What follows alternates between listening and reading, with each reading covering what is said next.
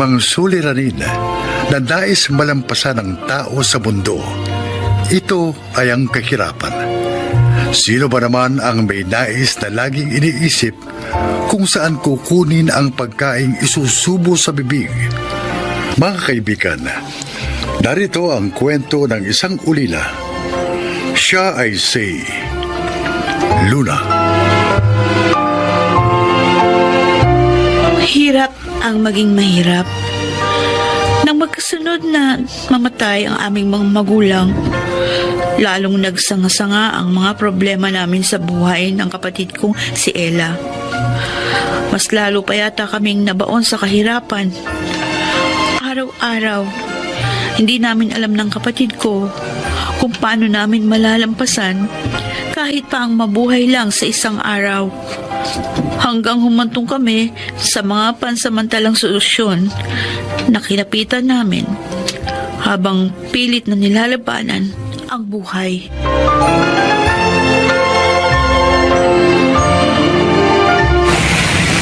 Ganito lang ang gagawin nyo. Kapag may humintong bus, sumabay kayo sa mga pasaherong sasakay.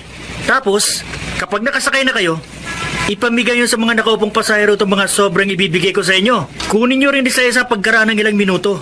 Mabilisan lang ang kilos. Kasi nga, may mga supladong konduktor na pabababain kayo. Sige, alam na namin ang gagawin, Ryan. Ganito gagawin natin, ate. Ikaw ang tagabigay ng sobre at ako naman ang tagakuha sa mga pasahero. Yun! Tama yung naisip ni Ella. O paano? Text-text na lang kung saan tayo magkikita-kita mamayang alas 5 ng hapon, ha? Pagkatapos nating rumakit. Okay. Sige, text-text na lang. O sige na, mag-iwa-iwala na tayo. Kita-kits na lang mamaya, Ryan! Ay, teka, siya nga pala. Huwag niyong kalilimutan. Magsuot ka ng face mask at face shield, ha? Requirement nyo sa pagsakay sa bus.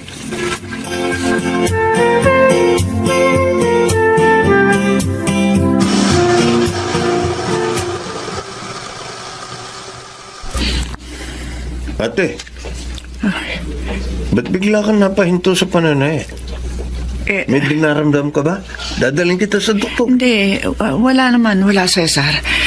Ewan ko ba? Bigla na lang kumabog ang dibdib ko na maalala ko yung magkapatid na Luna at Ella. Oo nga. Halos 5 taon na rin kasi mula nung magpunta tayo sa kanila. Nang magkasunod na mamatay ang tatay at nanay nila. Baka ikakumay kung anong dinaranas ang magkapatid at nangangailangan ng tulong. Mabuti pa, dalawin natin sila, ate. Total, matagal pa naman ang deadline ng mga purchased order mong ready to wear. Para na rin natin pahinga ang araw na pupunta tayo sa magkapatid. Yun nga naiisip ko, Cesar. Tsaka sabik na sabik din ako makita sila. O sige, bukas na bukas din. Mamimili tayo ng mga ipapasalubong sa kanila.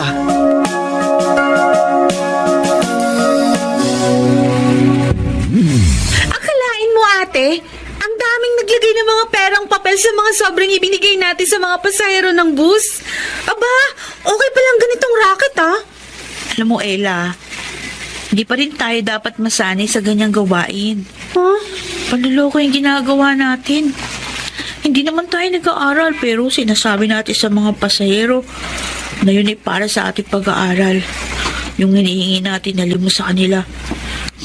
Siguro, una at huling sama na natin ito kay Ryan. Ano ka ba, ate? Karirin na natin to. Hindi na tayo magugutom sa discarding to. Ang karirin natin kung paano tayo makakaiwas araw-araw sa panlalait ni Mang Frank. Ayan na, Nakita ko paparating. Naku. Haharang na naman niya sa dadaanan natin. Ay! Magkapatid na busabok! Ate, anong gagawin natin? Basta pag sinabi ko sa itakbo, tumakbo ka na, ha? Oo, ate. Kung ganun, takbo na, Ella! Takbo! Mga patay gutom na to! Nilampasan lang ako! Mga bastos! Huwag niyo akong busitin dahil isang araw! Ipabubuldoser ko ang barong-barong niyo! Tingnan ko lang kung may magagawa kayo! Mga perwisyo sa mundo!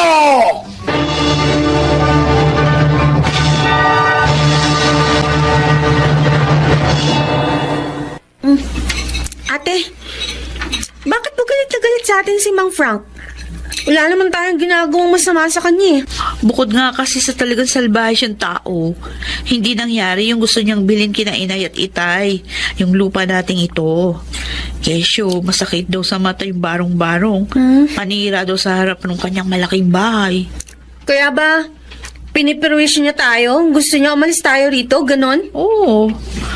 Para mapilitan tayong ibenta sa kanya ang lupang ito na naiwan ni na inay at itay. Siguro siya yung nambabato sa bubong natin sa kalagitnaan ng pagtulog natin sa ating gabi. Minsan pa nga sa madaling araw. Oo, malamang. Dahil ganyan din yung kwento ni inay nung nabubuhay pa sila ni itay. Nagigising na lang daw sila sa mga balibag ng mga bato sa bubungan. Napakasalbahe nga pala ni Mang Frank. Pero, baka nga matagal pa tayo magtiis sa mga pamimerwisyo niya dahil, sabi, ang mga taong salbahe raw, mahaba ang buhay.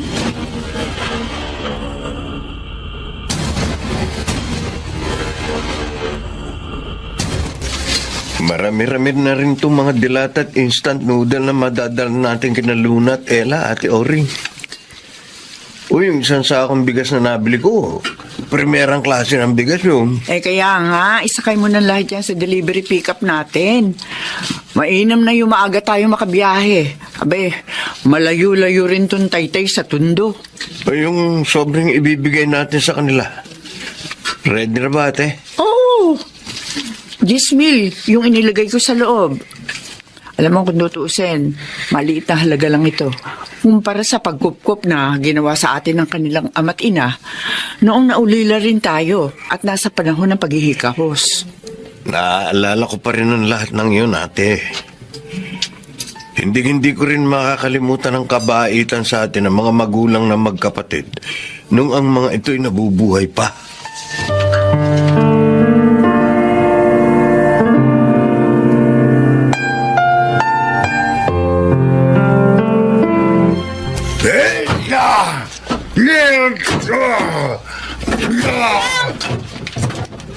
Ano ba problema? Bakit niyo ginigiba ang bakod namin? Dahil sa ganitong paraan ko lang maibubuhos ang galit ko sa barong-barong nyo na matagal ko nang gustong mawala sa harapan ng bahay ko. Siyempre, pati ko yung patay gutom at inutan nila magkapatid. Aba, masyado na po yata kayong lumalampas sa mga karapatan namin, Mang Frank. Una, wala kayong karapatang sirain ang pag-aari namin. Lalo na laitin ang aming pagkatao. Dahil kahit na nagugutom kami, hindi namin kayo piniperwisyo. Anong hindi piniperwisyo? Alam nyo bang hindi ako makapamuhay ng maayos kapag nakikita ko kayong labas-masok dyan sa barong-barong ninyo? Araw-araw naaalibad-baran ako sa mga pagmumukha ninyo. Kung nagagalit kayo ng walang dahilan, problema nyo na po yun. At kung galit man kayo sa inyong sarili, huwag nyo na kaming indamay. Wala naman kaming kinalaman sa galit nyo na inaalagaan dyan sa dibdib nyo. Masyado kayong madakdak. Basta gigibain ko itong bakod nyo sa ayaw nyo sa gusto. Eto!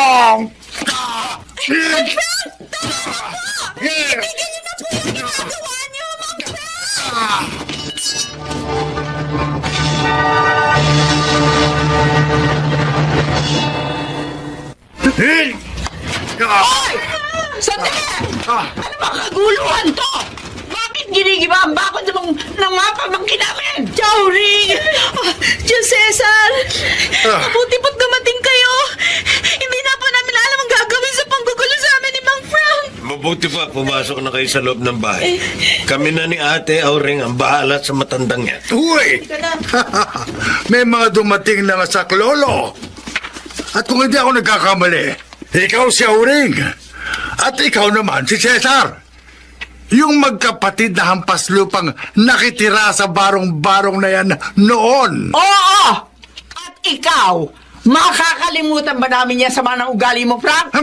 Noong mga panahon nakikitira pa kami rito sa mga magulang ni Luna at Ella, na kapag natapat kami riyan sa harap ng bahay mo, binubuhusan mo kami ng kaning baboy! Dahil mababaho kayo! Kaya suklam na suklam ako kapag dumadaan kayo sa harapan ng bahay ko. Hanggang ngayon, mukha pa rin kayong mababaho. Hindi pa rin pala talaga kayo nagbabago, Ma'am Frank.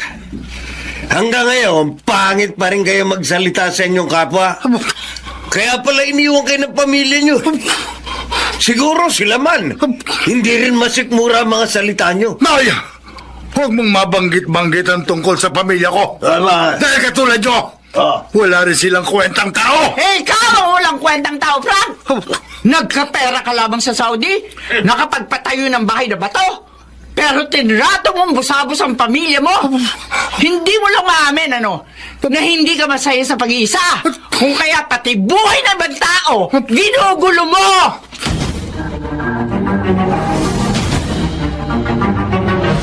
Ay, salamat. Mabuti po't dumating kayo, Chauri. Kahit po kasi isumbong namin sa barangay si Mang Frank, hindi rin nila kayang awatin sa pagwawala. Ay, naku. Kalimutan na nga natin niya si Frank. Kaya kami nagawi rito, para ihatid sa inyo mga dilatang ito. Saka yung isang sakong bigas. Wow! Tsaka ito. Kunin niyo magkapatid ang sobrang ito. Ay, Para sa inyo talaga yan. Ang dami naman po nito, Chowring. Tapos may pera pa po. Maliit na bagay lang yan.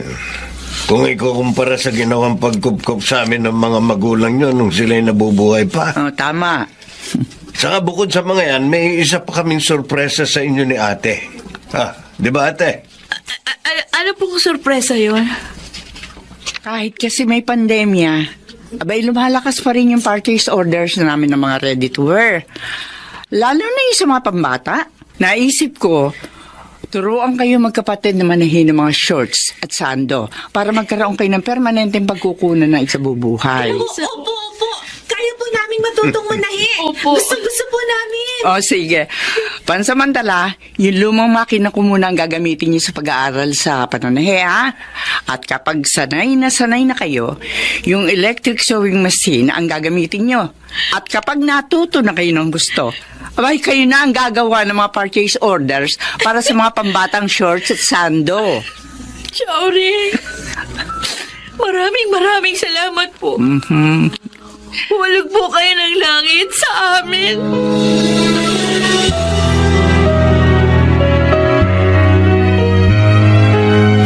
Luna, ano nga yung good news na sasabihin mo sa akin? Ha? Kasi nga, nangangailangan si Chaoring ng pahinante para sa delivery ng kanilang mga ready to wear. Inirekomenda ka namin ni Ella. Sa linggo, babalik dito si Chaoring. Kaya kailangan maaga pa lang nandito ka na, ha? Uy, na-excite naman ako sa sinabi mo, Luna. Ibig sabihin, hindi na ako mamamalimos sa mga pasahero sa bus. Hindi na tayo mamamalimos ni na Ella, Ryan. Itong magandang oportunidad na to na dumating sa atin, pare-pareho nating ibuhos ang ating lahat ng pagsisikap. Ito na yung pag-asa nating hinihintay at hinihiling sa ating mga dasal.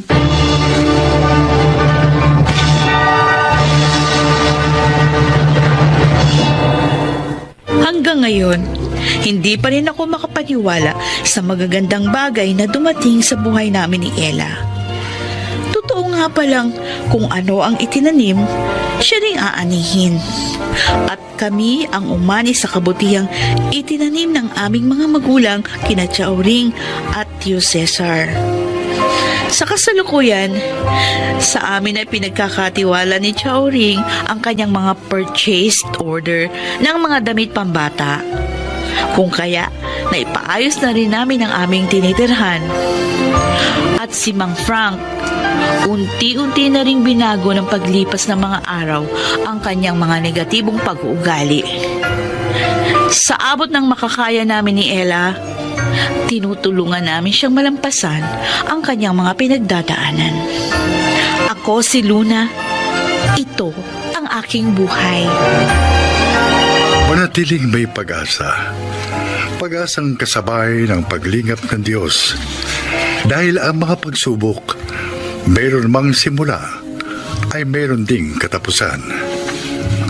Mga nagsiganap: Jenaline de la Cruz, Susan Robles, Yonel Benamin, Maynard Landicho, at Bobby Cruz. Naglapat ng angkop na tunog, Jerry Mutia. Sa musika ni Buboy Salonga. Supervisyong teknikal, Eric Lucero at Bong Muyar. Creative Consultant Phil Cruz. Production Assistant Anching Cruz. Ito'y mula sa panulat ni Sel Barlam. Sa direksyon, Salvador M. Reales. Ito ang aking buhay.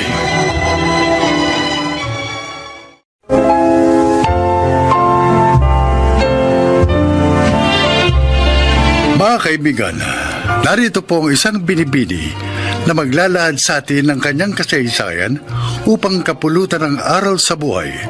Siya po ay si Dolly.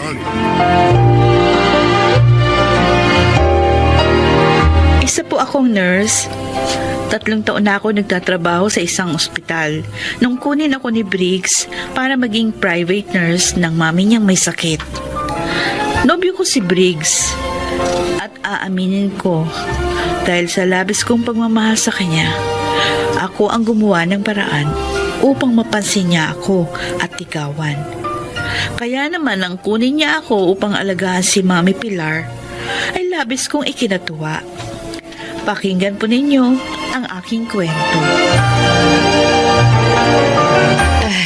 Salamat sa pagbisita mo sa akin, Dolly. Mami, hindi po kayo basta binisita lang nitong mahal ko. Anong ibig mong sabihin, Briggs? May iba bang dahilan ang pagparito ni Dolly? Opo, Mami Pilar. Ano yun? Pakakasal na ba kayo? Ay, mabuti. Upang makita ko pa ang aking magiging apo. Ang mami talaga oh. Hindi pa po kami pakakasal. Mula ngayon, si Dolly na po ang magiging nurse nyo. Siyang mag-aalaga sa inyo. Talaga, Dolly? Opo. Ay, Pinag-resign po ako ni Briggs sa pinapasukan kong ospital para po maalagaan kayo. salamat naman at pumayag ka. Siyempre naman, papayag siya dahil mahal niya ako. At mahalaga sa akin ang mga mahalaga sa iyo, Briggs. Masaya ako at makakasama na kita ngayon, Dolly. Hindi na ibang tao ang mag-aalaga sa akin at magmamalasakit.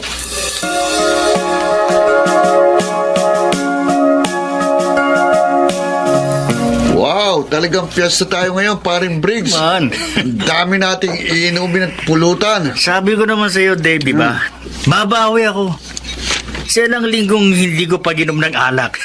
Dahil sa pag-aalaga ko kay Mami Pilar. Bilib ako sa'yo. Ang lakas mo kay Dolly. Ako pa? Akalain mo, iniwan niyang ospital para sundin ka.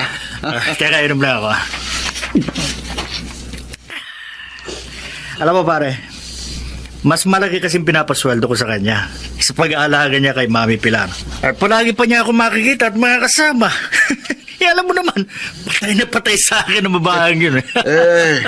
Anong plano mo ngayong nasa inyo na si Dolly? Ay, ano pa? Eh di yung sinabi ko sa'yo. Talagang itutuloy mo yun? Natural! Alam mo, ako lang dapat magmana ng kayamanin ni Mami Pilar. Ako lang. Bagay, kahit ako lumagay sa katayuan mo, hindi rin ako papayag na magkaroon ng kahati sa mamanahin ko.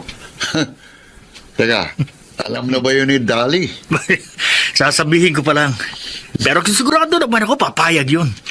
Dahil hawak ko ang puso niya.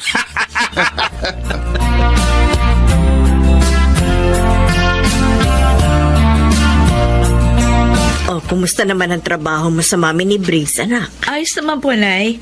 Mabait si Mami Pilar. Tsaka hindi mahirap pasunurin sa mga instruction. O kayo ni Briggs. Nay, kung yung inaalala nyo, baka nakalimutan ko na yung pangako ko sa inyo. Hindi po. Kahit na mahal ko pa si Briggs, gusto ko pa rin tuparin yung pangako ko sa inyo.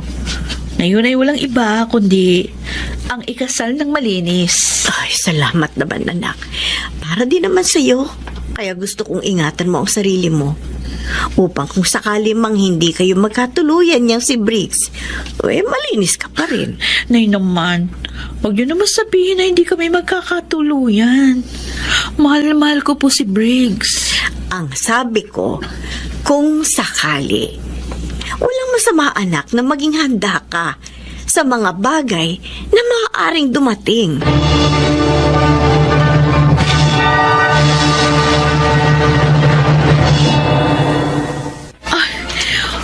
ganda ang kwintas nito, Briggs. Mahal ito, no? Nagustuhan mo? Okay lang. Basta para sa'yo. Salamat. At higit pa dyan, Dali. Higit pa dyan ang ibibigay ko sa'yo kapag nakasal na tayo. Ibig mong sabihin, balak mo nang magpakasal tayo? Oo naman. Pagkatapos na maisagawa natin ang binabalak ko. Ha? Anong binabalak mo? Alam mo kasi, gusto ni Mami Pilar na yung 50% ng kanyang yaman ibigay sa charity. Ha? Sinabi niya sa akin yun, kaya nalaman ko. At yun ang ayoko mangyari. O anong gagawin mo? Kailangan mo wala na siya. Habang hindi pa niya na ipapagawa sa abogado ang gusto niya. Ano? Gusto mong mawala ang sarili mong ina? Makinig ka, ha? Alam mo, hindi ko sa tunay na ina. Ampun niya lang ako. Matandang dalaga si Mami Pilar. At 10 taon ako nun nang ampunin niya ako. Ano? Kaya okay lang sa akin. Kahit mawala pa siya. Briggs! Madali lang naman ang gagawin natin, di ba? Ha? Teka. Eto. Itong boteng nakikita mo. O, anong laman yan? Ito yung iahalo mo sa pagkain ni Mami. Para unti-unti siyang manghila. Akong gagawa? Siyempre! Sino ba naman? Di ba ikaw ang nurse niya eh? Pero, nabawasan ko nito ang konti dahil napainom ko na sa kanya yung iba. Kaya nga, medyo mahina na siya ngayon. Dali, tulungan mo na ako. Para din naman sa atin to eh. Kapag nakuha ko ng lahat ng yaman ni Mami, mabibigyan kita ng ingranding kasal at isang maginhawang buhay. Hindi naman ako naghahangad ng ingranding kasal. Kahit simpleng buhay at kasal lang, okay na yun sa akin. Basta kasama lang kita. At isa pa, masama yung gusto mong gawin. Kasalanan yun. Eh, ayoko naman ng ganong buhay lang, Dali. Ang gusto ko, marangyang buhay ang maibigay ko sa'yo. Pati na sa mga magiging mga anak natin. Kaya sige na, pumayag ka na, ha? Pero, Yun eh kung talagang mahal mo ako. Gagawin mo ang sinabi ko.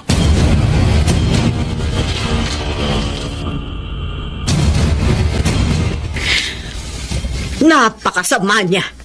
Matapos yung kupkupin at bigyan ng magandang kinabukasan ni Pilar, ito ba ang igaganti niya? halos hindi nga ako makapaniwala, Nay, na ganito kasama yung lalaking minahal ko. Baligtad ang ugali niya sa maganda niyang muka. Wala siyang kwentang tao.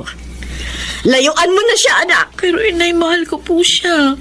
Mahal na mahal ko. Kaya handa kang gawin ang gusto niya, ganun ba? Anak naman, matakot ka sa Diyos. Isa kang nurse, katulong ng doktor upang magdugtong ng buhay, hindi upang pumatay. Iwan mo lang lalaking yun. Ipapahama ka lamang niya. Baka nga ginagamit ka lamang niya upang matupad ang masama niyang balak. Hindi ko po siya maaaring iwan. Dali! Kawawa si Mami Pilar. Kapag ginawa ko yun, tiyak nahanap si Briggs ng ibang nalason sa kanya. Kung ganun, anong gagawin mo?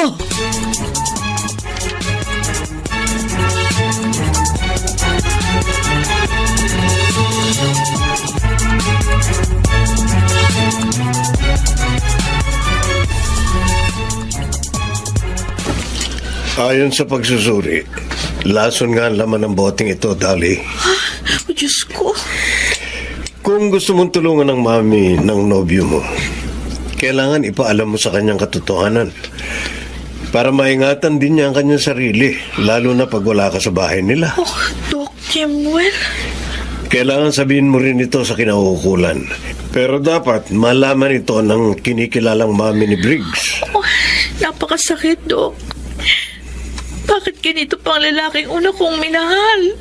Siguro, hindi talaga siya para sa iyo. Magpasalamat ka na rin na habang maaga, nalaman mo ang tunay niyang ugali at makapagliligtas ka pa ng isang nilikhang wala namang kasalanan.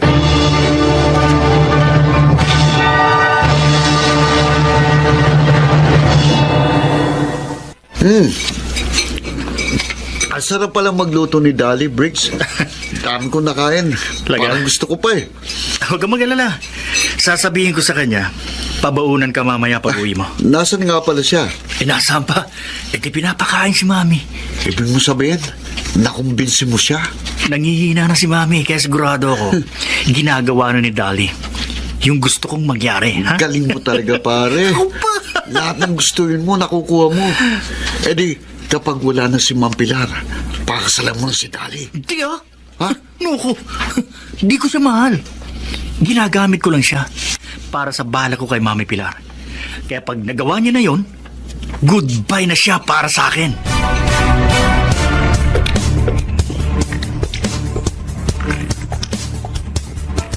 Bakit ganon, Dali? Akala ko ba nangihina na si Mami? Bakit ang makita ko sa kanina, parang lalo siyang lumakas? I'm sorry, Briggs. Pero hindi ko kayang gawin yung gusto mo. Ano sinabi mo? Ulitin mo nga! Hindi ko kayang gawin. Ang iniutos mo, lasunin ko ang babaeng umampon at nagpala sa'yo. Walang hiya ka! Pinaniwala mo kung susundin mo ako. Yung pala, niloko mo lang ako, ha? Tama na yan! Itigil mo na ang pananakit kay Dali. Mami Pilar, nakakatayo na kayo? Oo, dahil pinagaling ako ni Dali. At matagal ko na ring alam ang maitim mong balak. Mami, Isa kang ahas, Briggs. Matapos kitang kupkupin, pagpabalakan mo pa akong patayin. magpapaliwanag po ako. Sige na, Mamang Polis. Hulihin niyo na ang lalaking ito. Sir, hindi. Huwag po. Ayoko. Hindi ako sasama sa inyo. Ayoko!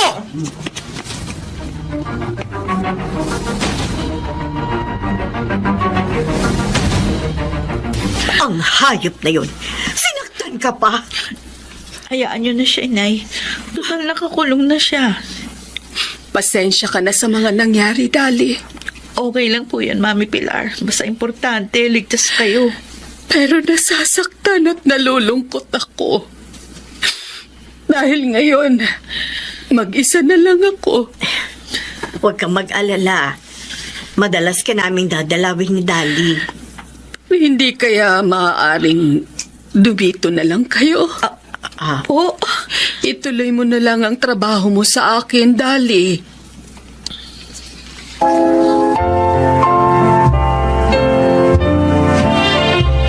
Akala ko, makakasama na uli kita sa ospital. Hindi pa rin pala. gusto kasi ni Mami Pilar na magtrabaho pa rin ako sa kanya. Sa bagay, okay yun. Mag-isa na siya at matanda na. Talagang kailangan na niya ng tapat na makakasama.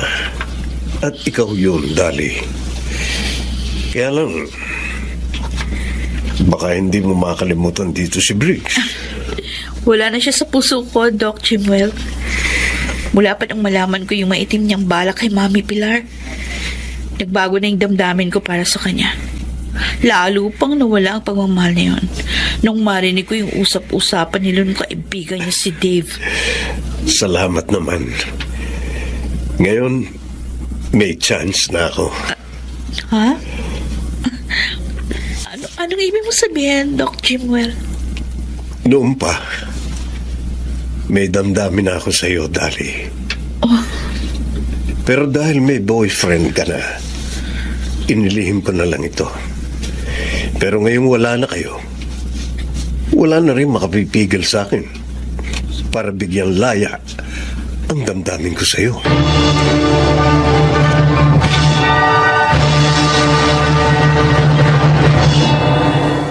Naging mabilis ang paglimot ko kay Briggs. Hindi lang dahil sa masama niyang ginawa, kundi dahil na rin kay Jimwell.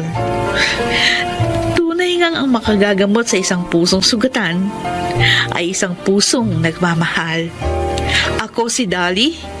Ito ang aking buhay. Narinig po ninyo isang kasaysayan at naway kinapulutan nyo ng aral sa buhay. Mga nagsiganap, Chiquit del Carmen Amor, Maynard Landicho, Jenaline de la Cruz, Janelle Benjamin, at Rosana Villegas sa papel na Dolly.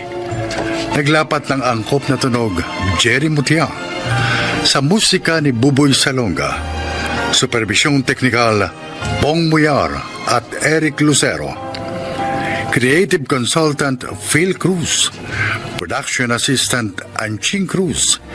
Ito'y mula sa panulat ni Telma Corporal Alcantara, sa direksyon Salvador M. Royales. Ito ang aking buhay.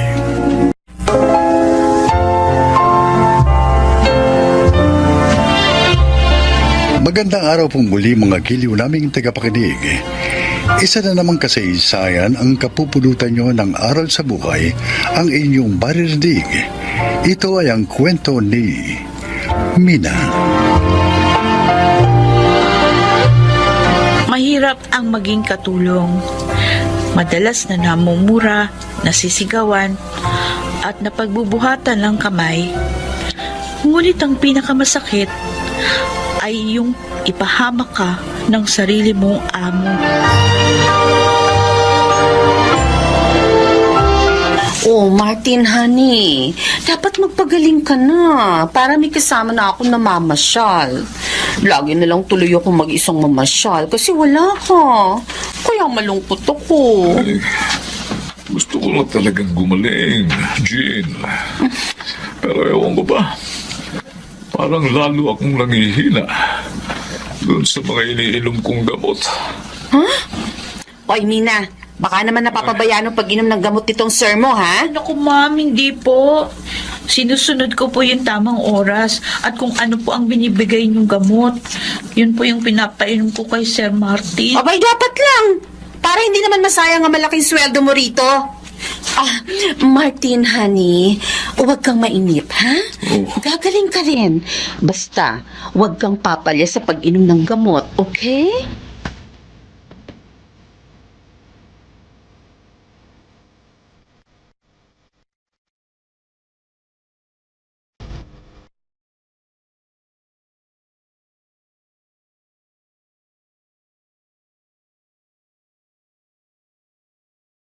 Binigyan na naman ako ni Ma'am Jean ng gamot na ipapainom kay Sir Martin.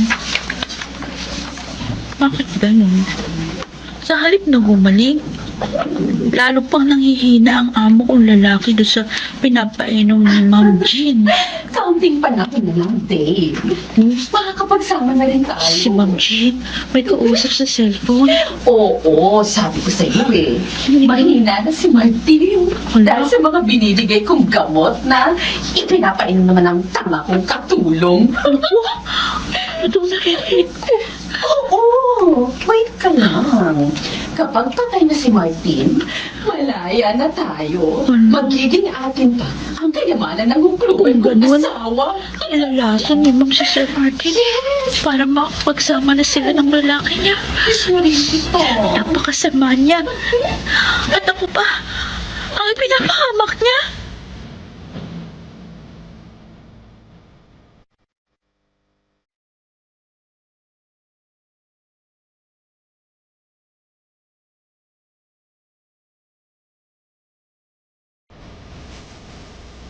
Sir Martin, magpapaalam na po ako sa inyo.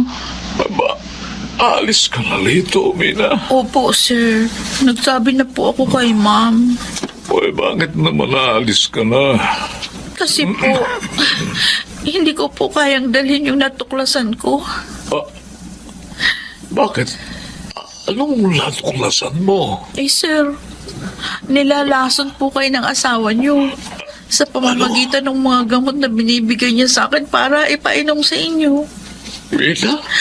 At ginagawa niya po yun para maging malaya na sila nung kanyang kalaguyo. May lalaki si Jean. Oh, ano po, sir? Inakunan ko po sila ng picture na naghahalikan ho. Minsan dinalaw siya ng lalaki. Oh, Diyos ko. Tama pala ang mga anak ko sa pagtutol na pakasalan ko siya. Sir, kinausap ko na po yung mga anak niyo tungkol dito. Sila na po ang bahala sa inyo.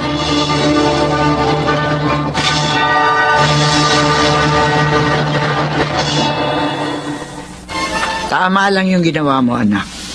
Sinabi mo sa pamilya niya ang lahat. Naaawa po ako kay Sir Martin eh. Kasi para ko na po siyang lolo. Kaya bago po ako umalis dun, talagang sinikap ko pa rin matulungan siya. Yung mga anak na po ni Sir ang kikilos para matigil yung masamang ginagawa ni Ma'am Jean. At hindi nadamay ka pa ng babaeng yun sa masama niyang gawa. Kaya nga po natakot ako eh. At kahit na po malaki pa yung sweldo ko dun, hindi po ako nagdalawang isip na lumayas. Ay, anong balak mo ngayon?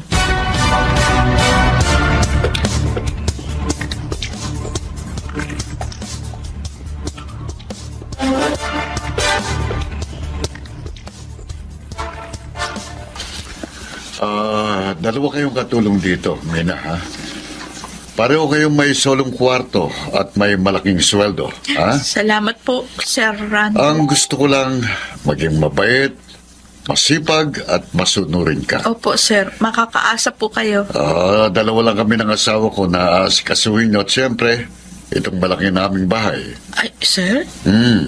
Wala po pala kayong anak ni Ma'am? Meron. Ah, Meron. Pero wala siya rito. Pero makikilala mo rin siya dahil tulad ng isang katulong, isasama rin kita sa aking anak.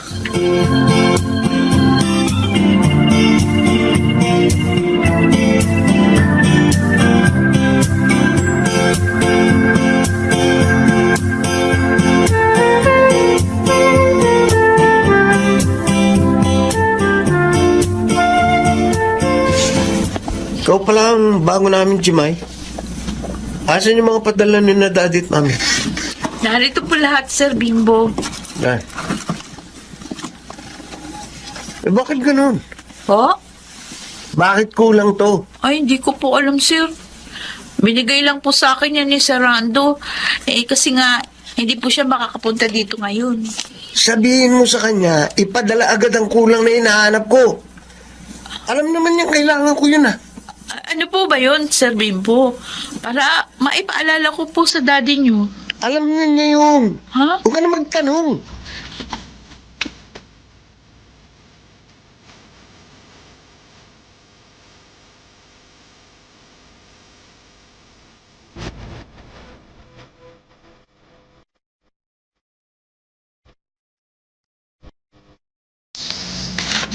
Bilanggo pa lang anak ng amo ni Mina. At sabi niya na bilanggo yun dahil sa pagpatay at pagdudroga. Oh, Diyos ko, nakakatakot naman ang mga nagiging sitwasyon ng anak ko. May magagawa lamang sana ako para ialis na siya sa pagiging katulong. Ginawa ko na. Kaya lang, may mga utang pa kaming dapat bayaran dahil sa pagpanaw ng aking asawa. Oh, Diyos ko. Ikaw na po sana ang bahalang mag-ingat sa aking anak.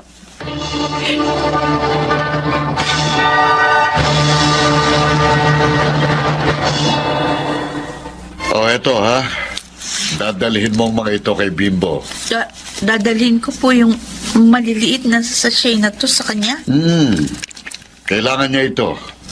May mahalaga akong meeting ngayon, kaya ikaw na lang ang magdala sa kanya. Sir Rando, Ano? huwag po kayong magagalit. Siya po ba ito? Oo. Naku, baka po mahuli ako, sir. Hindi. Ilagay mo sa panty mo para hindi makita. Hindi na titingnan yan. At saka, may inaabutan din ako sa loob, kaya wala kang magiging problema. Naku, sir, pasensya na ho. Anong pasensya? Hindi ko po kaya yung inuutos niyo. Natatakot ako. Teka nga. Mamaya mahalata ako, mahuli pa ako. Dadalhin mo ba ito sa anak ko o hindi? Sir, Ha? Hindi kita bibigyan ng tanghalian at hapunan. Ha?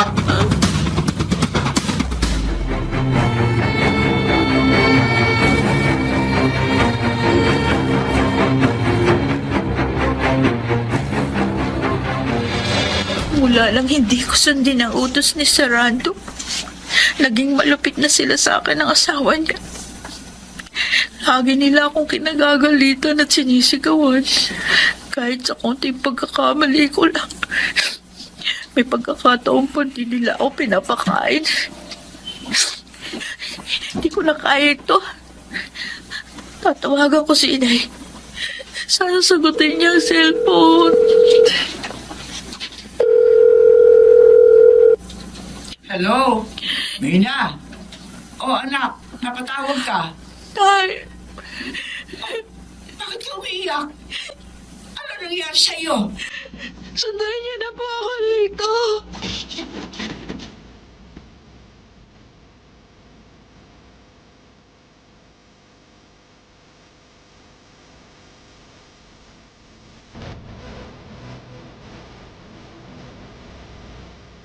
Bakit kailangan niyo pa magsama ng pulis? Kukunin niyo lang palang tamad yung anak. Gusto ko lang humakatyak na makalalabas ho kami ng maayos dito ng aking anak. Ba't Pinagmamalupitan niyo siya. Hindi pinakakain. hindi totoo yan? Tamad siya kaya nagagalit kami sa kanya at may pagkatanga pa. Hindi pa rin tama na hindi niyo siya pakainin at murahin. Kaya kukunin ko na ho ang aking anak.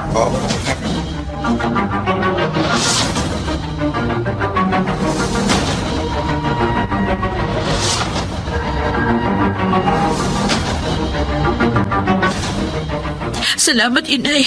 Kinuha niyo ako agad sa bahay na yun. Hirap na po ako doon. Agad akong kumilos ang matanggap ko ang tawag mo.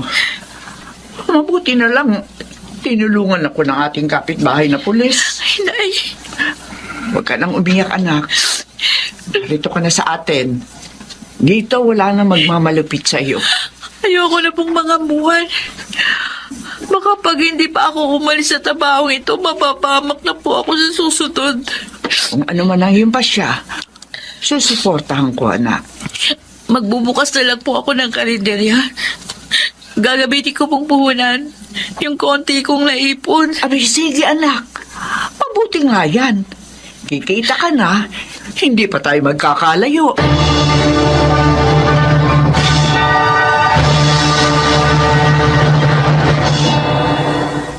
Hindi na nga ako nangamuhan. Pinagbuti ko na lang ang binuksan kong karinderya. Sana po inyong kinapulutan ng aral ang aking kasaysayan. Meron lang po akong nais ipanawagan. Sa mga amo na nakikinig ngayon, sana po huwag niyo namang ipahamak ang inyong mga katulong. Kahit naman po alipin, hindi dapat ipahamak. Hindi po ba? Ako po si Mina at ito ang aking buhay. Biyaya ang may mabuting kasambahay, kaya dapat sila rin ay tratuhin ng tama. Mga nagsiganap: Susan Robles, Jeneline de la Cruz, June Martin Legaspi, Phil Cruz, Lionel Benjamin, at Rosana Villegas sa papel na Mina. Taglapat ng angkop na tunog, Jerry Mutia. Sa musika, Buboy Salonga. Supervisyong teknikal, Bong Muyar at Eric Lucero.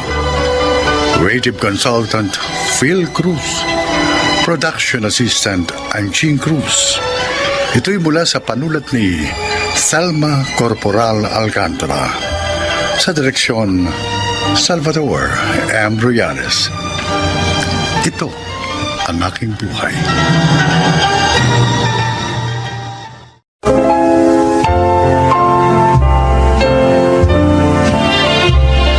Mga kaibigan, sa araw na ito, inyong maririnig ang kasaysayan ng isang lalaki na kapupulutan ng aral sa buhay.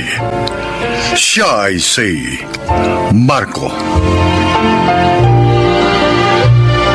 15 anyos pa lang ako, ay natuto na akong magtrabaho para mabuhay.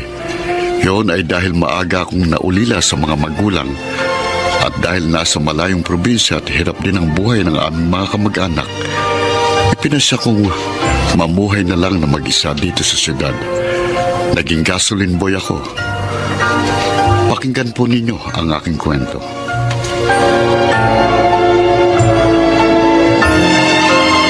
Congrats, Tol. Sa wakas, natapos mo rin ang high school kahit ang tagal, ha? Oo nga, Jojo. 20 na ako pero ngayon ko lang natapos ang high school. Pero hindi bale. Ang importante, tapos na rin ako. Ano ngayon ang plano mo? Maghahanap ka ba ng ibang trabaho? Dito pa rin ako. Sanay na ako dito eh. Tsaka, mabait si Sir Wilson. Ba't tinapos mo pa high school? Di ka naman pala alis dito. Plano ko magpatuloy sa college, Jojo. Habang nagtatrabaho.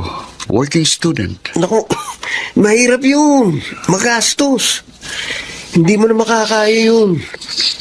Para ka lang kumuha ng batong ipupukpok sa ulo mo. Makakaya ko rin yun. May awa ang Diyos. Kung bahala. Pero ako, mag-iipon lang ako dito. Pag malaki na ipon ko, saka ako iiskapo. Ano?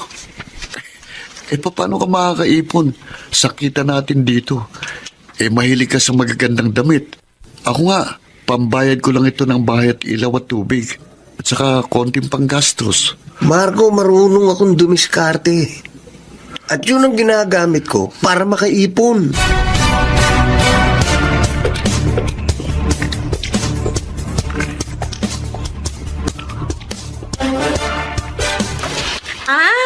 At si Jojo palang iniisip mo.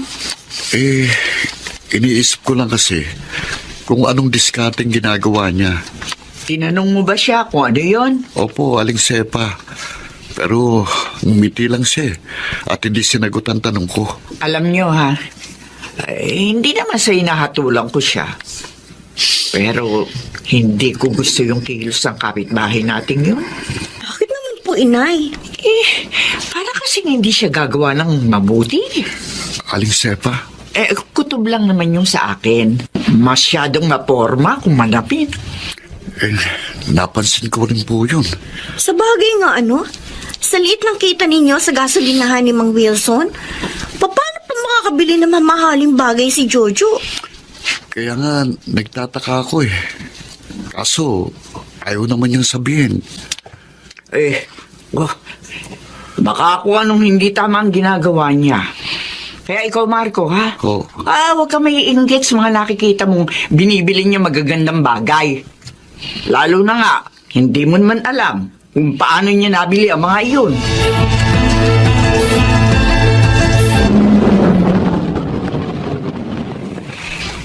Marco, Ay, kayo pala, Ma'am Esper.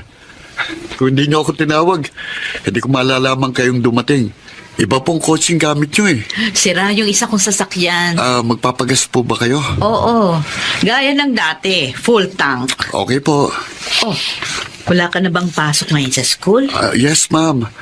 Last week po, graduation namin. Sa wakas, natapos ko rin pong high school. Ang galing mo Kahit na uli lang lubos ka na, nakaya mo pa rin pagtapusin ng pag-aaral ang sarili mo. Okay, full tank, no? Oo. Okay na po, ma'am. Tapos ko na po lagyan ng gasolina. Itong credit card ko. Aho. Tulad ng dati, ikaw nang mag-swipe sa machine ninyo. Aho. May tiwala naman ako sa iyo. Salamat po. Sandali lang po ito. Sige. Mabait at magalang itong si Marco. Masipag. At matagal na ring empleyado ng kaibigan kong si Wilson. Kaya naman tiwala ako. Kahit ipahawak ko pa sa kanya ang credit card. Ma'am, ito na po ang credit card. Ay, salamat iho. Sige. Aalis na ako. Okay po. Ingat kayo. Dito po uli kayo magpagas sa amin po.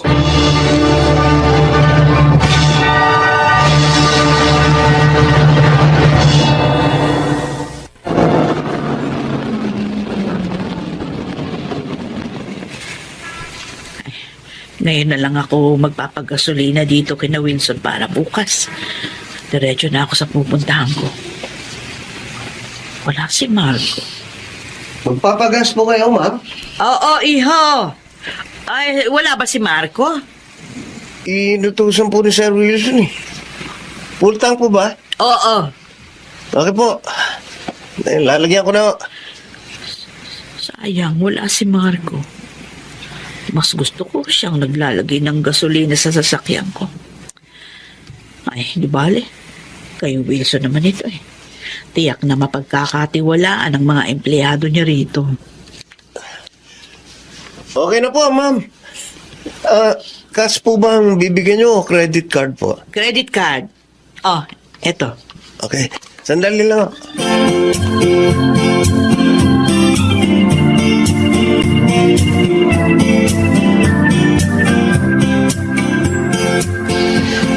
Ayos ah. May grasya na naman ako makukuha sa credit card na ito. Kapag nakunan ko ito ng picture, mahigit 1,000 na naman na ibabayad sa akin ang kontak ko. Kukunan ko na ng picture dito sa phone ko. Ang kagandahan ng high-tech ang cellphone. Magagamit sa racket. Jojo, Marco, ano yan? dito ka na? Bakit mo kinukunan ng picture ng credit card ni Ma'am Esper? Huwag ka na maingay.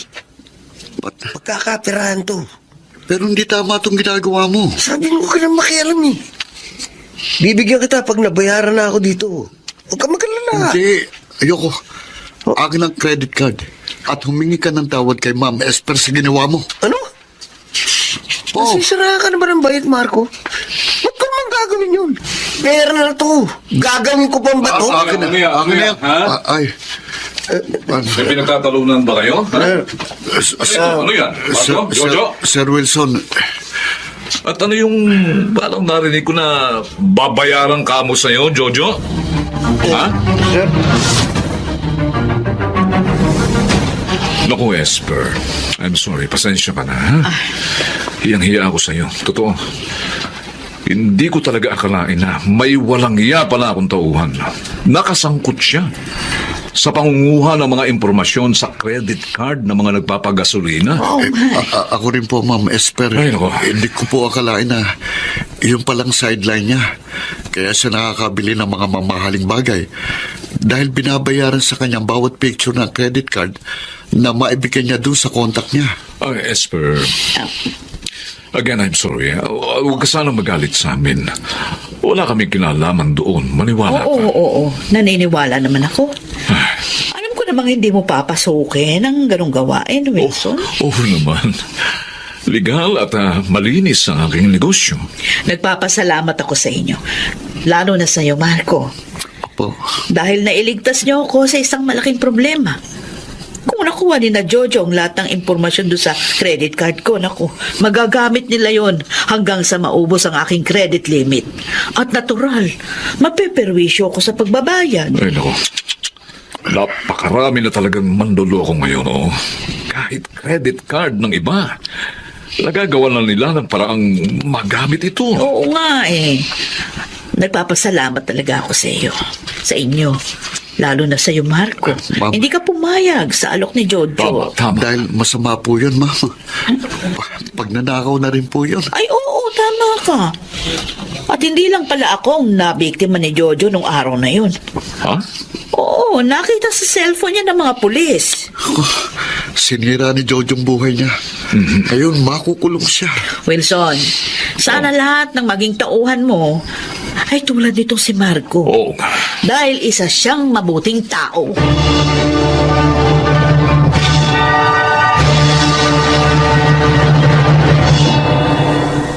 At yun palang nangyari kay Jojo. O, di ba? Tama ang kutob ko. Masama ang sideline ni Jojo. Naawa rin po ako sa kanya, Aling Sepa. Irene, bata pa siya pero mararanasan na niyang buhay sa kulungan. Maaari pa namang mabago ang buhay niya. Yun kung magpapakabuti siya sa kulungan. Oo, tama si Inay. At higit sa lahat, ihingi niya ng tawad sa Diyos ang pagkakasala niya. Ay talagang hindi mabuti sa tao yung maibigin sa salapi. Dahil ibubuyo ko nun sa paggawa ng masama. Naku, humaba na ng humaba yung kwentuhan natin. Naabala ka na namin ni Inay. Di ba papasok ka ngayon sa gasolinahan ni Mang Wilson? Hindi muna. Masamang pakiramdam ko eh.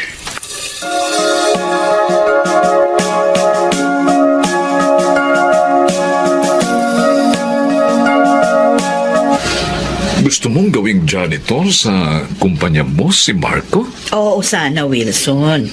At dahil nga kaibigan kita at nire-respeto, kaya naman sa'yo ko muna ito sinabi. Sa akin walang problema, Esper. Okay lang kung tatanggapin niya. Alam mo talagang kailangan niyang kumita ng gusto para sa pag-aaral niya sa college. Salamat sa pangunawa mo. Oh, wala yun. Mabait na bata si Marco. At hangad ko rin na magtagumpay siya sa buhay. Kaya lang hindi siya pumasok ngayon. Bakit? May masama raw kasing pakiramdam. Kaya, sige, pinagpahinga ko muna. Wilson, pwede ko bang malaman ang kanyang address?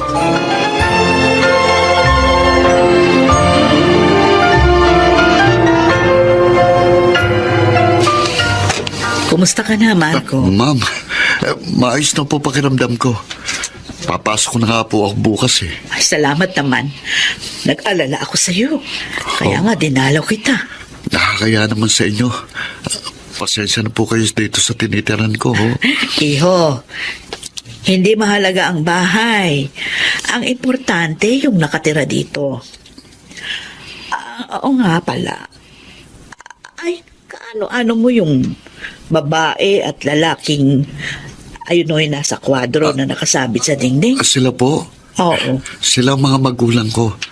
Picture nila nang sila ikasal. Kung ganun, nanay mo pala si Miriam. Kilala niyo po isa inay? Oo. Eh, Best friend ko siya.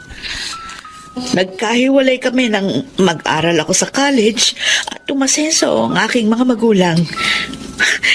Parang magkapatid ang turingan namin. ho?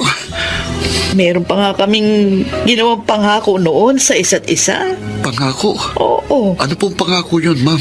Na kapag namatay ang isa sa amin, tutulungan ng nabubuhay ang anak ng namatay.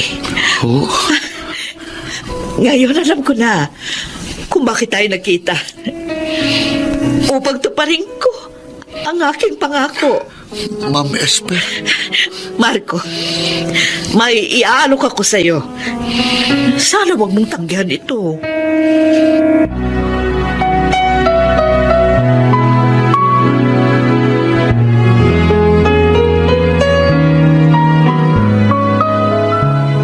Opo, Aling Sefa. Irene, doon ako titira kina Ma'am Esper. Sabi niya, siya na ang bahala sa pag-aaral ko at ituturing din niya akong parang tunay na anak. Ang swerte mo naman. Akilain mo, best friend pala ng nanay mo, ang customer niya sa gasolinahan. Eh, paano yung pamilya niya? Oo nga. Eh, matandang dalaga po si Ma'am. Wala rin po siyang anak. Naku, Marco. Napakapalad mo nga talaga. Ay ngayon, lubos nang magbabago ang takbo ng iyong buhay.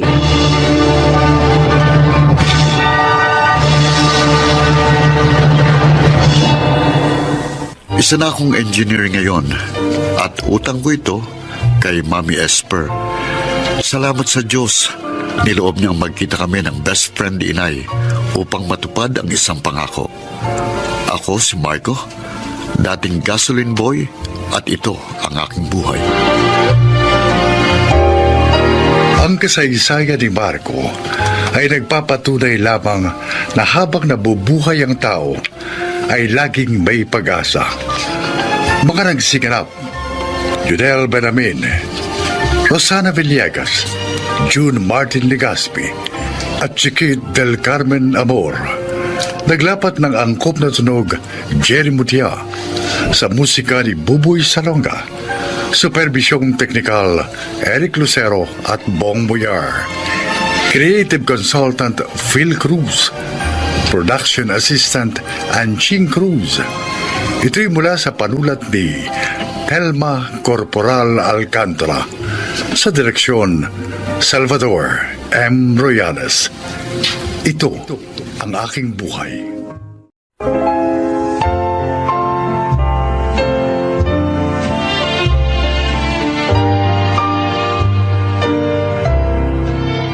Magandang araw po sa inyo mga kaibigan. Ngayong araw na ito, mapapakinggan natin ang paglalakad ng tatlong kabataang piniling sundan ang kanilang mga hilig sa buhay sa kabila ng pagtutol ng mga taong nakapaligid sa kanila. At ang isa po ay si Ronron.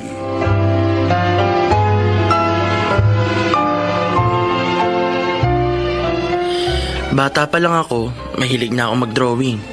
Dati, libangan ko lang. Pero nitong pandemic, naisip namin ng tatlo kong kaibigan na pagkakitaan na rin ang aming mga talento.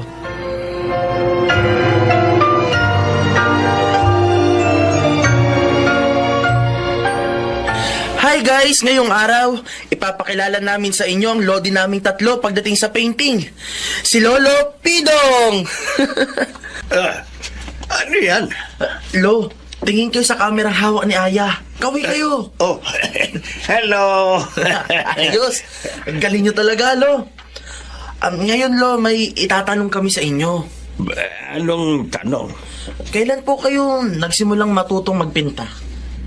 Bata pa ako. Siguro, yung mga edad na gaya nyo ngayon. Talaga po? Gaano nyo naman po katagal ginagawa ang isang painting? Ay, depende. May ibang matagal gawin, may ibang mabilis lang. Minsan 1 oras tapos na eh. Wow! Narinig nyo guys?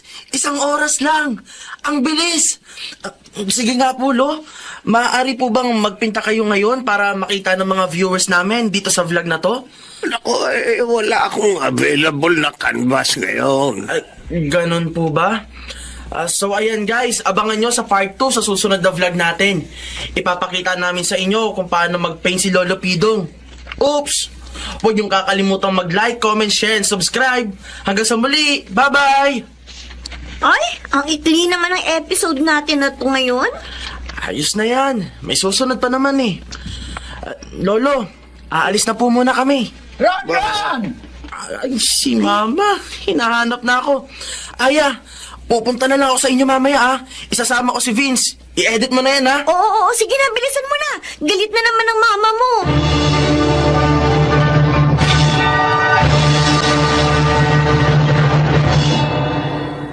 Ang sabi ko sa iyo, mag-aral ka. Hindi pa nailakwatsa. Naman. Hindi kami naglalakwatsa. Nagvo-vlog kami ni Aya. Mapapakain ka ba ng kabablog mo yan? Ma, yung kaklase namin, nag-post lang ng video tungkol sa ginagawa niyang mga artwork. Ngayon, marami nang kinikita. Kasi may mga tumatawag sa kanya at nagpapagawa ng mga kung ano-ano. Nagsasayang ka lang ng oras sa kalokohan mo yan. Tingnan mo. Hindi ka nga makapaglaban ng damit mo. 20 anyos ka na, ako pa rin ang nagkukusot ang brief mo. Tigil-tigilan mo ko dyan, Ron, ha? Maglinis ka sa kwarto mo. At ilabas mo yung mga punda at kumot. Dahil maglalaba ko. Opo. Baka gusto mo, ikaw itong sabunin ko.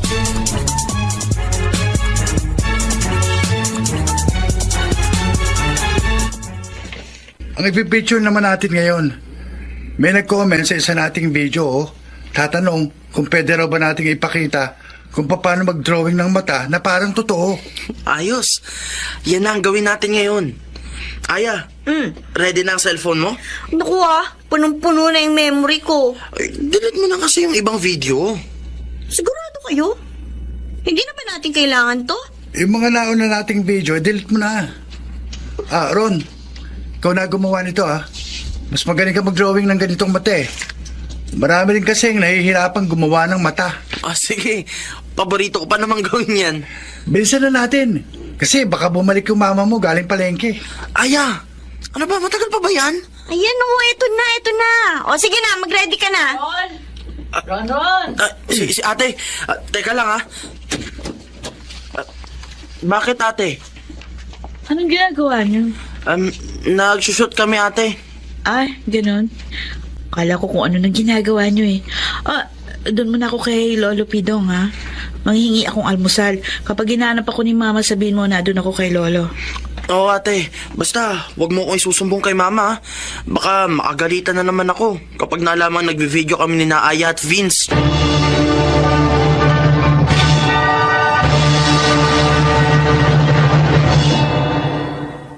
Tingnan mo. Puro ka drawing, puro ka video. Ni makapagwalis dito sa bahay, hindi mo magawa. Ma, Ako na, Ma. O, tingnan mo. Ang atitinan mo pa ang magawa rito sa bahay. Galing pa yan sa trabaho. Ron, sige na. Doon ka na sa kwarto mo. oo ate. Ma, hayaan mo na si Ron. Yun naman ang hilig niya eh. Ano ba maitutulong niya sa kanya? Nagsasayang lang na oras yan eh. Dapat nag-aaral siya na maayos. Lalo na ngayon, online class sila. Abay, mas mahirap kung hindi siya magsa-service study. Eh, kaya lang imbis na mag-aral, kung ano-ano ang ginagawa. Ma, mas mabuti na yan. Kesa naman nagbubulakbul yun. Eh, isang uri din na pagbubulakbol yung ginagawa nila eh. Kapag pinigilan niyo si Ronald sa gusto niyang gawin sa kanyang buhay, baka lalong magrebelde. Hayaan mo na lang. Total, nakikita ko naman yung mga video na pinopost nila. Maganda naman yung content. Gusto lang talaga nilang turuan yung mga kapwa nila aspiring artist ng mga simpleng tips sa pagdodrawing. Nakita niyo na ba yung gawa ni Ron? Ay, paano ko makikita? Ang dami kong ginagawa rito sa bahay. Eh, kasi hindi naman ako tinutulungan ng kapatid mong yan. May talento si Ron. At mas maganda kung mahahasa niya pa yung talento niyang yun. Sayang lang kung hindi yun magagamit. Kaya ang payo ko sa inyo, Ma, hayaan niyo lang siya sa gusto niyang gawin.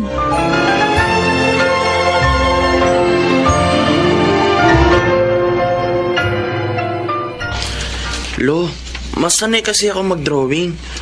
Pwede bang turuan mo na rin ako mag-paint? Sige. Ay, basta ba magpabili ka sa mama mo ng mga materyales? Dahil yung mga gamit ko rito luman-luma na. Ilang dekada na ako nagpipinta. Isa pa, hindi na ako bumibili ng mga bagong gamit. At baka bukas makalawo mamatay na ako. Oh, sayang yung mga gamit. Diba? Pwede niyo naman pong ipamana sa akin eh. Loko ka talagang bata ka. Oh. Pero sa tingin ko po, mahaba pa ang buhay niyo, Lo. Kasi masayahin kayong tao. Tsaka kapag nalulungkot kayo at naaalala niyo si Lola, nagpipinta kayo. Nako, sana'y magdilang anghel ka. Kaya sige na po. Bumili na po kayo ng bago mong gamit. Wala akong pambili. Madalang nang nagpapagawa ng painting ngayon. Ganito na lang po, Lo. Tutulungan ko kayo. Paano?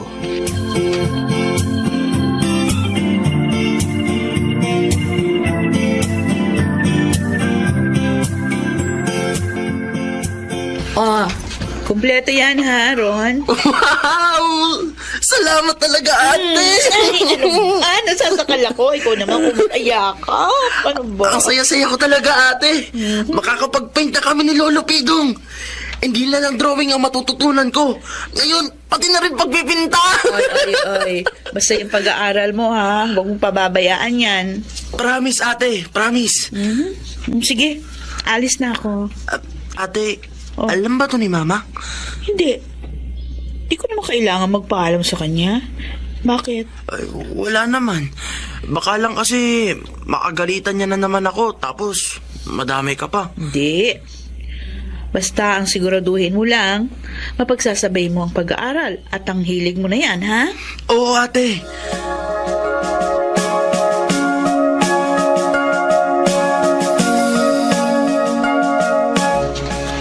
Ron! Ala! Ron! Oh, Ala! Vince! Bakit ka tumatakbo? Nakita niyo na? Ha? Alin? Wait lang, Vince, ha? Humingin ka muna. Oh, ano? Yung video natin tungkol kay Lolo Pidong habang nagpipinta, ang daming shares. Ha? Oo! Naka 10K na! Pati yung video nating dalawa! Talaga? Oo! Titignan ko! At saka may mga nag-chat din sa akin kung pwede raw bang magpagawa ng painting kay Lolo Pidong. Tapos, kung magkano raw ba? Ba? Ipagre-regalo daw nila. Tapos, kung kaya daw ba nating i-sketch yung pictures nila para raw ipang-display nila sa bahay. Uy, totoo nga oh! Ron! Oo, yan. Yes! Sa wakas, pagka ang napakarami nating trials and error! Yes! Ano bang ingay yan? Ma! Ingay niyo tatlo, ha? Ma! Marami nang nakakita ng videos namin! Kapag kumita na kami dito, ma, matutulungan na kita! Kahit konti, pwede tong makatulong para mabawasan ang gastos mo sa tuition ko!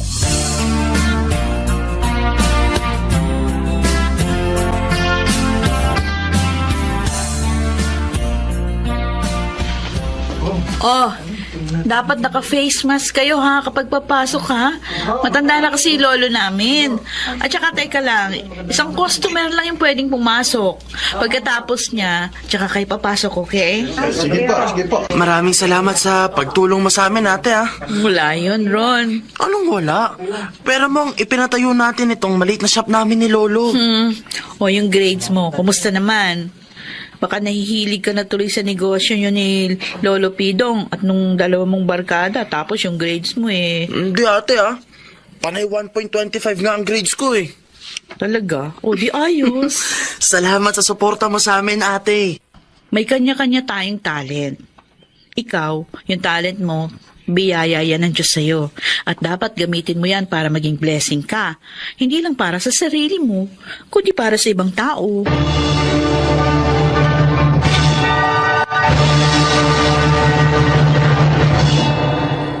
Kung kailan naman pandemic, tsaka pa kami ng lolo ko nagkaroon ng pagkakakitaan. Ngayon, may mga nagpupunta sa amin para magpagawa ng painting o kaya naman ng sketch. Si mama, kung dati kumukontra, nang nakita niyang ginagamit namin para sa ikabubutin namin ng aming mga talento, ay sumuporta na rin. Nag-share na rin nga siya ng mga videos namin eh. Gaya ng sabi ni ate, ang talento natin ay dapat ginagamit at hindi tinatago. Ako po si Ronron at ito ang aking buhay. Kung ang isang tao ay may kakayahan, nararapat lang na ibahagi niya yun upang hindi kalawangin at higit sa lahat upang maging inspirasyon din para sa iba. Mga nagsiganap: Rosana Villegas, Susan Robles, Bobby Cruz, Chiquit del Carmen Amor, Lionel Benamin, at Angelo Alcantara sa papel na Ronron. Naglapat ng angkop na tunog Jerry Mutia, sa musika ni Buboy Salonga, supervisyong teknikal Eric Lucero at Bong Muyar, creative consultant Phil Cruz, production assistant Anching Cruz. Ito'y mula sa panulat ni Rita Labanon, sa direksyon Salvador M. Royales. Ito ang aking buhay.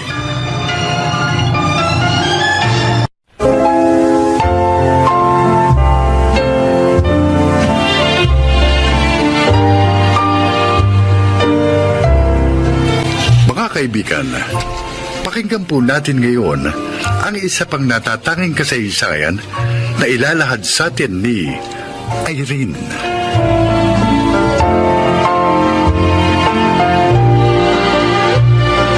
Bata pa ako, itinatak na ng aking ama sa isip ko na ako ay magiging somebody paglaki ko. Pero gumuho ang pangarap na yon nang mabuntis ako sa edad na 19 anyos ng isang lalaking hindi ako kayang panagutan. Doon nagsimula ang kalbaryo ng aking buhay at tila ang walang humpay na mga pagsubok. Nagmamakaawa ako sa'yo. Huwag mo ko iiwan. Panagutan mo ako. Kapag umuwi ako sa bahay ng ganito at malaman ni Papa na walang amang sanggol nito sa sinapupunan ko, papatayin niya ako. Irene, hindi kita maaaring panagutan. Bakit? Sabi mo mahal mo ako. Hindi pa totoo yung mga sinabi mo sa akin? Totoo. Mahal kita. At gusto ko rin makasama kayo ng magiging anak ko. Kaya lang eh. Kaya lang ano? Irene, may asawa ako. May asawa ka? Oo. At patawarin mo ako. Hindi ako nagsabi ng totoo sa'yo kasi Natatakot ako na baka iwan mo ko. Irene, mahal kita. At kung wala sana kaming mga anak, iiwan ko si Rika para sa'yo. Sabi mo, mahal mo ako. Oo, mahal kita. Sabi mo, mahal mo ako. Hindi! Bakit ka nagsinungaling sa akin? May asawa ka na pala, may anak ka na pala. Kung gano'n, bakit niligawan mo pa ako? Bakit hinayaan mo mahulog ang loob ko sa'yo? Irene, tawarin mo ko. Hindi ko naman sinasadyang... Hindi mo sinasadya. Umalis ka na ngayon din sa ama ko. Umalis ka na.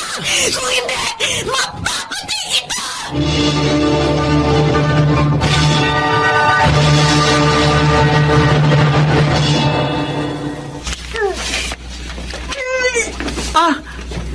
Nahilo ka ba sa biyahe? Galing ka ba probinsya? Bakit nagsusuka ka? Ay, communal ang CR dito. Kaya bawal maglabas sa loob. Kung maglalaba ka, doon ka sa ibaba. May gripo doon.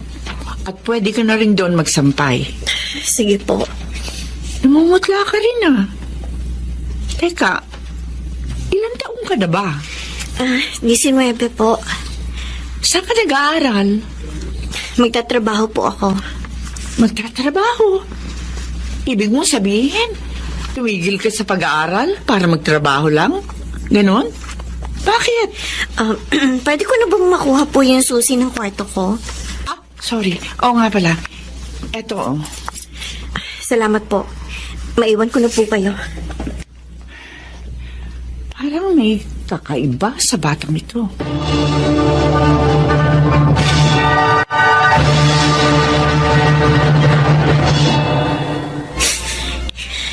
Kung hindi ka nabuo, sana kasama ako sa mga aakyat ngayon sa stage. Sana makakakuha na naman ako ng medalya. At matutuwa na naman sa akin si Papa. Wala akong puwang sa mundong ginagalawan ko ngayon. Hindi ka dapat narito. Bakit kasi nabuo ka pa? Ayaw naman sa'yo ng ama mo. Dapat hindi ka na lang nabuo. Ayoko sa'yo. Ayoko sa'yo.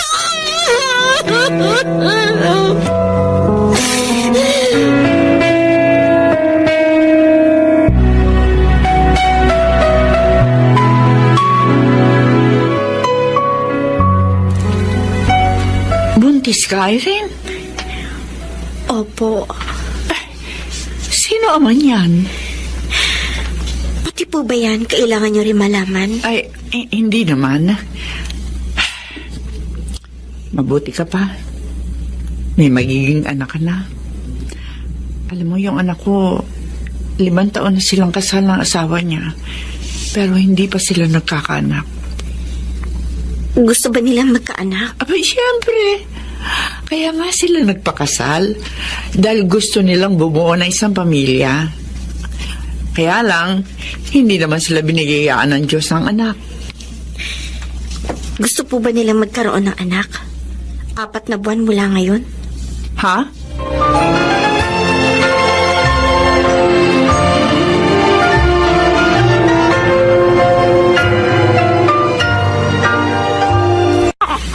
Namumula ang balat niya. Kumusta ka? Baby boy? Ang laki mo bata. Pero paano ka nagkasya sa tiyan ko? Irene! Ha? Kumusta ka? Okay lang ako, Ate Vina. Hello, Mark Jan. Mark John? Oo, Mark Jan ang pangalan niya. Cute niya. Pwede ko ba siya kargahin? Sige. Halika. Kumusta ang anak ko? Sa wakas nakita ka rin ni Mama. Excited na si Papa na makita ka.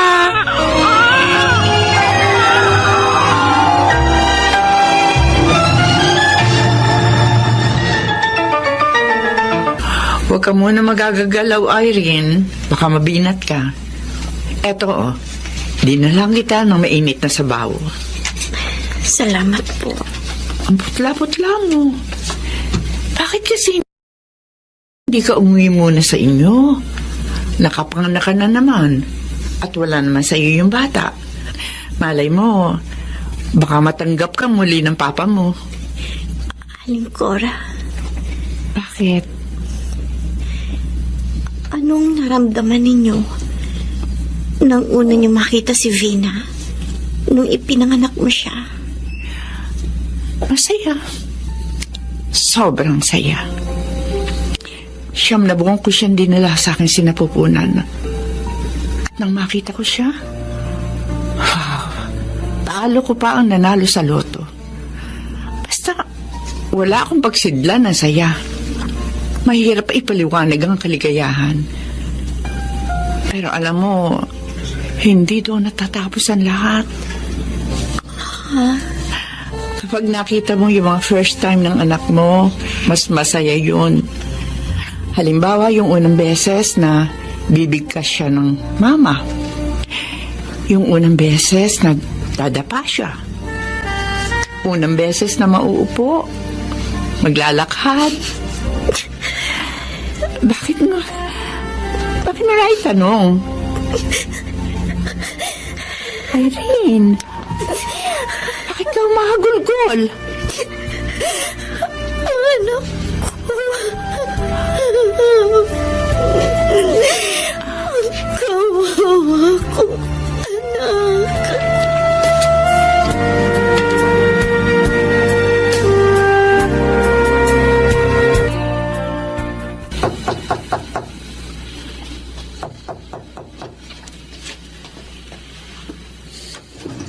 Oh, Irene, Kuya Greg, naparito ka sa bahay.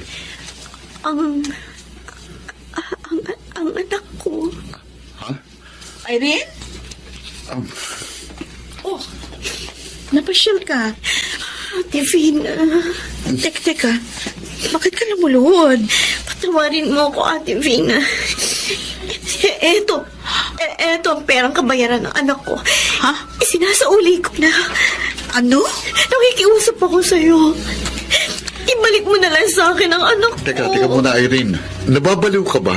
May usapan tayo. Kuya Greg, maawa kayo sa akin. Hindi ko kailangan ng pera. Wala akong pakialam kung habang buhay ako hindi kilalaning anak ni Papa. Wala na akong pakialam doon. Kung kailangan ko magtrabaho 24 oras para lang mabuhay kami ng anak ko, gagawin ko yun. Ang mahalaga, kasama ko ang anak ko. Paano? Kung ayaw ko siyang ibalik sa'yo.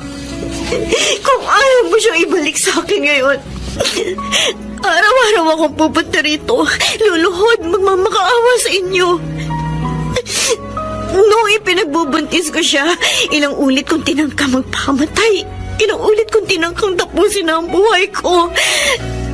Pero kapag naiisip kong may munting buhay sa loob ng tiyan ko, naghihina ako.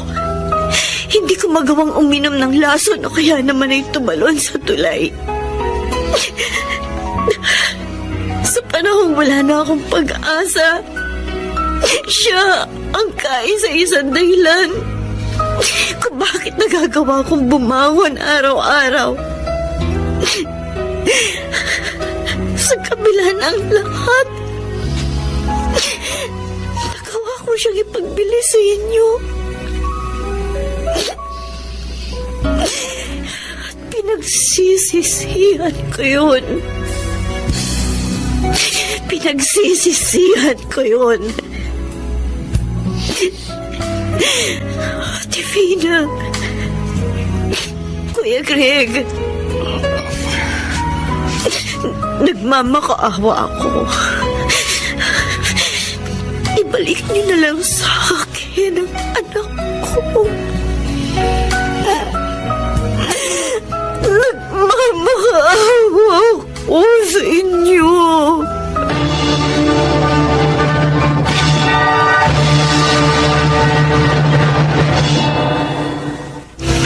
Bagamat disappointed, Ibinalik na rin sa akin ni na Ate Vina at Kuya Greg ang aking anak. Ngayon, 5 taong gulang na siya.